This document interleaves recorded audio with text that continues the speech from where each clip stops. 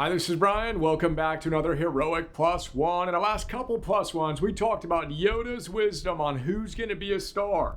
As you may recall, Phil told me that a Hollywood movie director once told him that he knew who was going to be a star based on one thing. In short, the speed with which that person recovered from a poor audition. And guess what? That same basic truth, that it's all about how quickly we can go through the process of winning or learning, that is the key to greatness in every domain.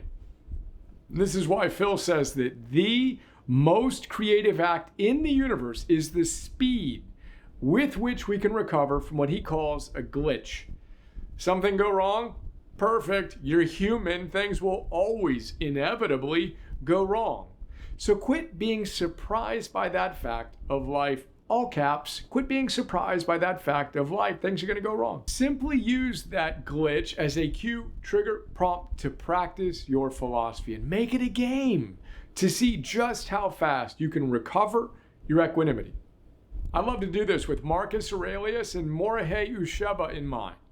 In fact, I was chatting about this while on a drive to the airport with one of our heroic team members after I flew to Europe to coach some elite athletes. Thanks, Brian, for the ride and for the great chat. Aurelius puts it this way: when force of circumstance upsets your equanimity, lose no time in recovering your self-control, and do not remain out of tune longer than you can help. Habitual recurrence to the harmony will increase your mastery of it. We call that the Equinity Game. While in his book, The Art of Connection, Michael Gelb tells us one of Usheba's students put it this way: in the 1990s, I trained regularly at the dojo of one of the great contemporary Aikido masters. A resident student with O-sensei for 15 years before being sent to the United States to represent the art, he shared many stories of his time with Usheba. He recounted the awe with which all the resident students beheld their master.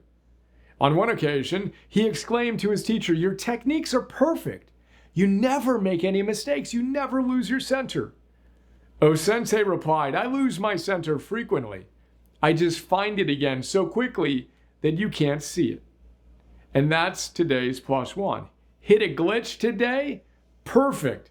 Quit acting surprised. You're not going to be the first perfect human being. Use that oops moment as a cue, trigger, prompt to practice your philosophy. See how fast you can recover your equanimity today. P.S. Pro tip: practice in the little moments so you have the strength to dominate the big moments.